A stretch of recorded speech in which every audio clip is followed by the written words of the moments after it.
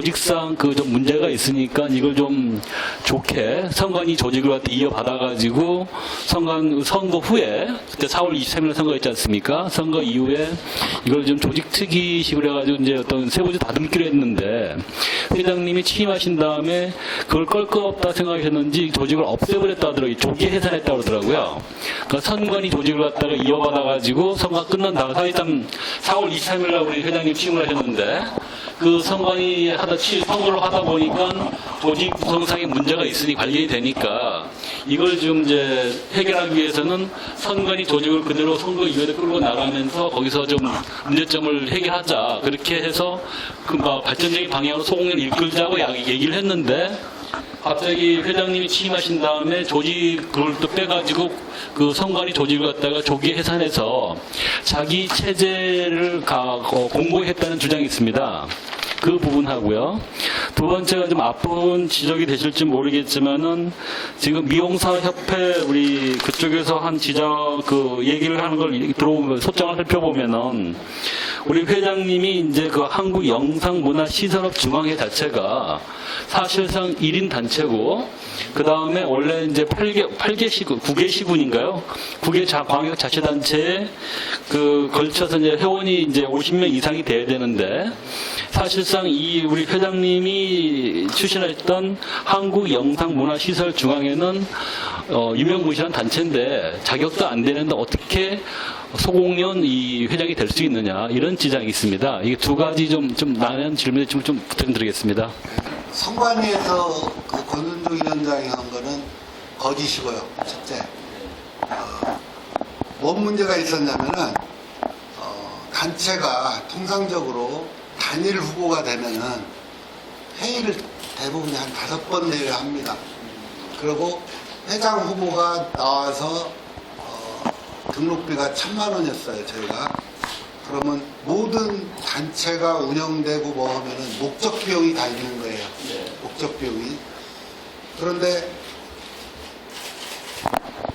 1,000만 원이 들어온 돈에서 계획을 세워서 뭔가 살림을 해야 되는데 선관위에서 1,260만 원을 썼어요.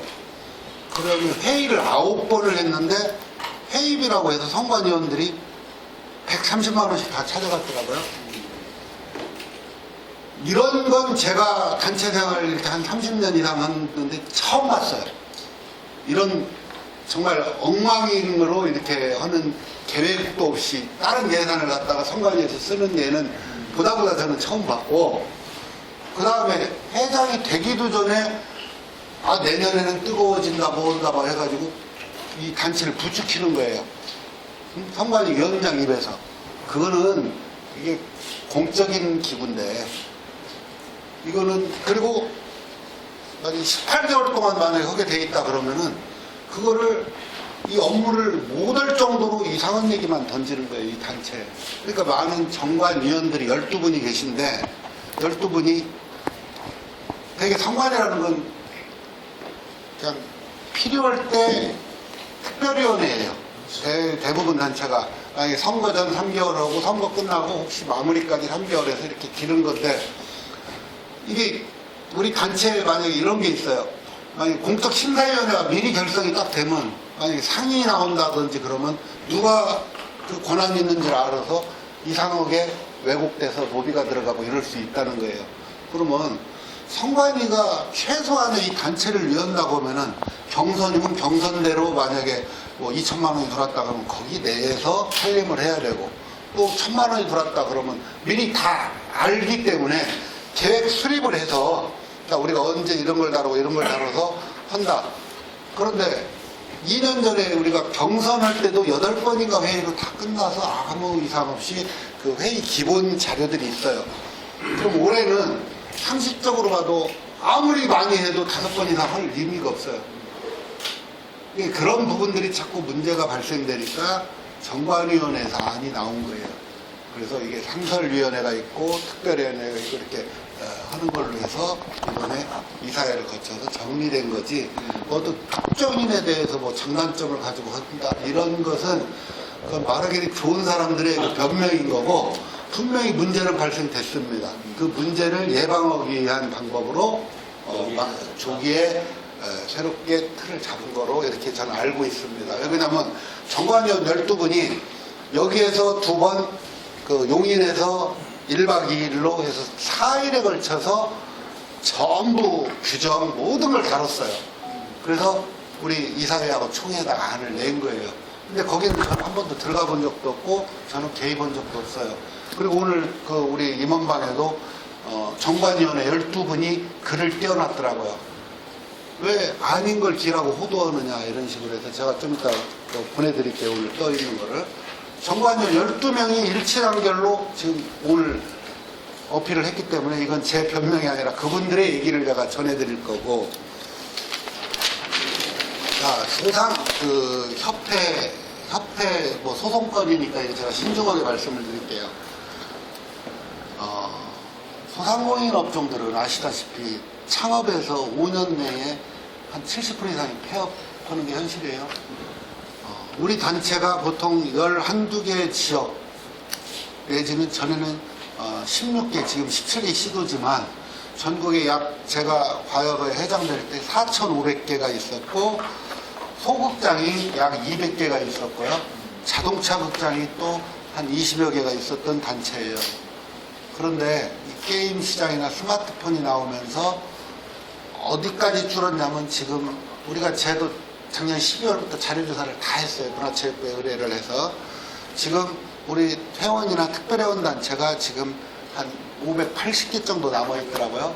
그 다음에 200개가 있는 소극장이 현재 9개가 남아있어요.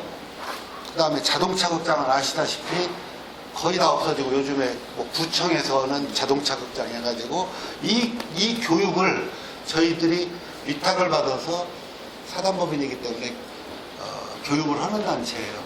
그리고 교육을 안 받았을 때는 30만 원의 과태료가 나오는 그 단체고. 그래서 전국 조직이 있는데 어떤 문제가 있냐. 제가 6년 전에 여기 가입을 할 때 낸 자료 중에 4명인가가 폐업을 했어요. 영업이 안 돼가지고. 그래서 작년 12월하고 올 2월에 다시 그 지역에 인천이랑 폐업한 지역에 다시 임원을 임명을 해서 12명을 자료를 여기다 제출을 했어요. 선관위에도 제출을 해줬고 원래 그 자료를 제출 안 하게 돼 있는 자료예요.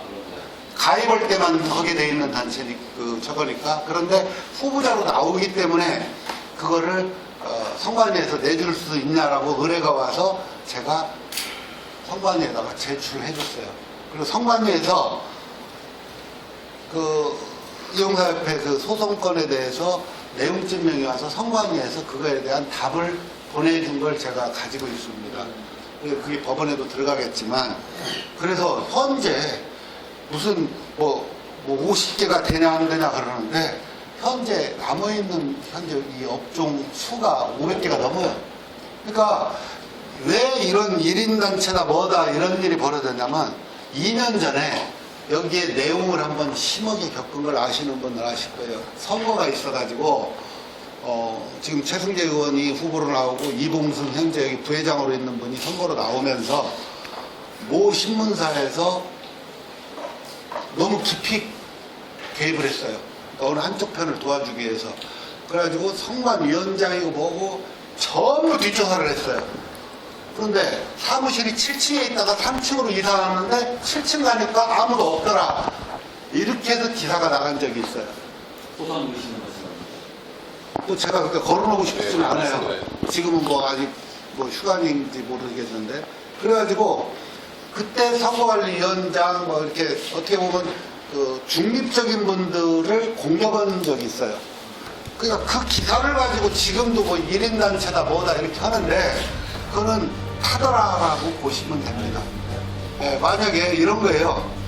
회장으로 나올 사람이 저는 이런 행정을 철저하게 잘하는 사람 중에 하나예요.